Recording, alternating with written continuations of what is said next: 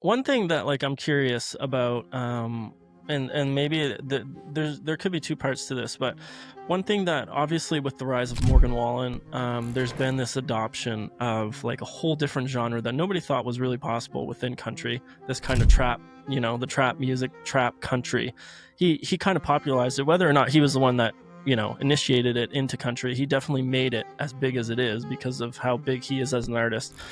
But it's interesting to see how country is kind of taking some of this, something that nobody really thought could go together, putting it together. It's now probably one of the biggest, thanks to Morgan, one of the biggest like kind of side things within country. Um, like what do you think?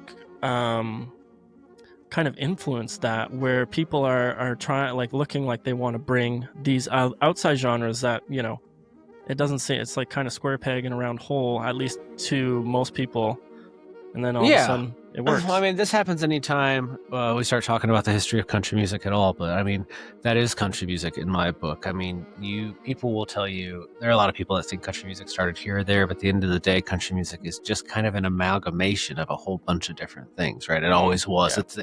It is the community stew of music. It's a little Mm, bit of rhythm and blues. There's some rock and roll. There's folk music. There's tribal music. You don't get the banjo unless it's brought over by people from Africa. You don't get the fiddle without that. And those string bands are a big influence in what happens in early yeah, country music. But then, absolutely. you have the Carter family who are literally traveling around Appalachia, going to churches and communities and saying, what are the songs that you pass down, changing the lyrics, and then pushing those out. Like, it's all coming together through all these pieces. So whenever Mm, somebody, that's why I really push back about when people say like, oh, Hank wouldn't have done it this way. Like, Hank Williams mm, died at 29 years old in 1953. yeah. Of course he wouldn't use 808s. They didn't exist. You know Yeah, what I mean? yeah, It's just one of those yeah, things.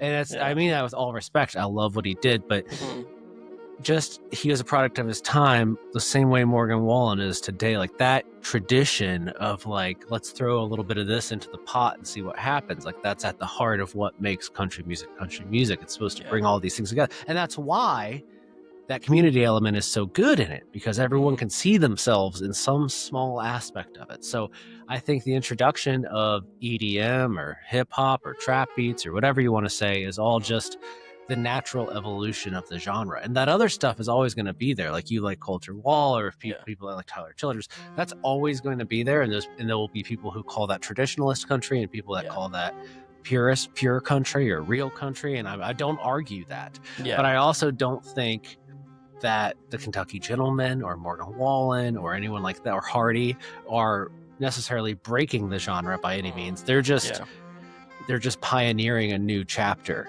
in the story. And like, mm, how big that branch on the tree of country music is and how many leaves and it flourishes, all that is to be determined. Morgan Wallen clearly off to a start, but you have to have people that are fusing all this new stuff into it, because if they all sounded like Culture Wall, it would just not be where it is now, right? yeah, Like, that absolutely. boiling Yeah. point is a result of all those other things starting to pour into it. Mm, yeah, totally. Yeah, and it's kind of funny that you bring up the Carters.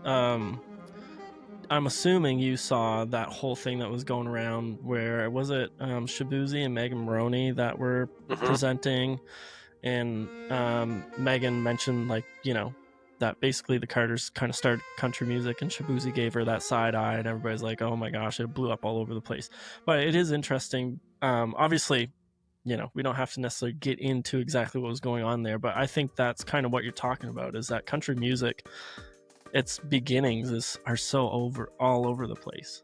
And Yeah. it's taking so much music that comes from so many different places, which you can probably say that about most genres, but yeah, it does seem like country music was kind of this amalgamation of like, what is like, what are you guys singing? Well, let's kind of put all this together, like Yeah, what the but Carter family did. I think everyone just needs to be more empathetic with each other. I mean, it's not a matter of, I don't think, not caring. Usually it's not knowing. And it's like, oh, Mm, you can't blame somebody because they don't know about the artist in Atlanta in 1923 who like got yeah. famous on one radio station and was touring the country playing country. Like that, Mhm. it's a little gatekeepy. I Yeah. don't subscribe to that. That's why I'm Yeah. also like, that's another reason why I hate that Hank wouldn't have done it this way. Like, you can't make people like that. You can't be like, this is what it is, or you can't like it. It's like wherever I meet you where you are. That's the beauty Yeah. of country music. Yeah. So again, yeah, it's just silly. Yeah. Yeah. And now too, I think I actually saw this through your channel, but now too, the Grammys like have kind of changed their categories, right? They have like a traditional country category now, or at least they're trying to introduce that. Is that correct? And as opposed to, which is interesting because yeah, like that was a big deal at the Grammys where people were very upset, especially country traditionalists or country purists were very upset about Beyonce winning for Cowboy Carter, which could like jump into the second part of what I was kind of getting at with this adoption of genres. Is on top of the adoption of genres, we have this like big kind of influx of artists that aren't traditionally country artists coming in making country albums. You've got Post Malone, you've got Beyonce, which, you know, I think there's more people would argue that Beyonce's album isn't as much country in genre as it is like country in theme. But again, you know, how do you really, I don't know, how do you really define genre? Like it's everybody's definition is a little different. But you've got these big artists coming in, putting out country albums, and it seems like the Post Malone was kind of accepted, Beyonce kind of not, and definitely there was a big uproar over Beyonce winning the country category. What were kind of your thoughts around all of this when it was happening? I mean, I think that when it comes down to for Morgan Wallen, Post Malone, and Beyonce, just as an example, and I think a lot of artists have already talked about this in other places. Post Malone would do what you call did the work. He came to Nashville. He sat in songwriters' rooms. If you look at the credits on his record, it's filled with the same people who write Morgan Wallen's records and have Ernest and Hardy, and you know, those names are on there along with other people, obviously. But you know, he immersed himself in the culture and then created a record that he felt was representative of who he is and what he loves about the culture. And Beyonce's album kind of came in, a lot of people felt, out of left field. I don't know that I don't really care at the end of the day. I think it's all just marketing. But I think a lot of people felt like that treatment wasn't the same, right? Like they tried to say, like, you didn't want us to be a part of it. This is the message that I think a lot of fans tried to make it into be. It's like they didn't want you to be a part of country, so you made a country album just to prove that you don't need country music. And like that's not how the whole game of country music works. It's like I remember like Ronnie Dunn always says it's like a giant table. Everyone has a seat at the table, but everyone secretly doesn't like each other. But I think about the metaphor, and Kelly Sutton, the host of WSM Radio and Y'all Access to Kelly Sutton, she says that country music is a big table and there's space for everybody. So I think I like this metaphor. There's a giant table, there's room for everybody at the table, and just because you are able to get a few million streams doesn't mean that this traditionalist artist won't be able to get a few million streams. That's all just silly.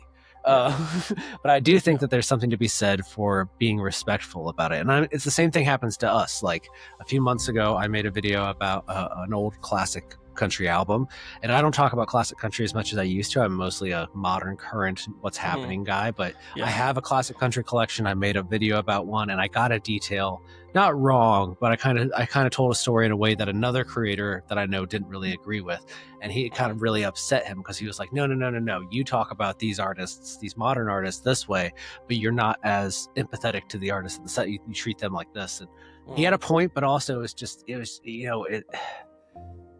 country, there's enough room for everybody at the table, and whenever you start splitting hairs about what is and isn't, it's like you've already lost the plot. Like this isn't what it's all about.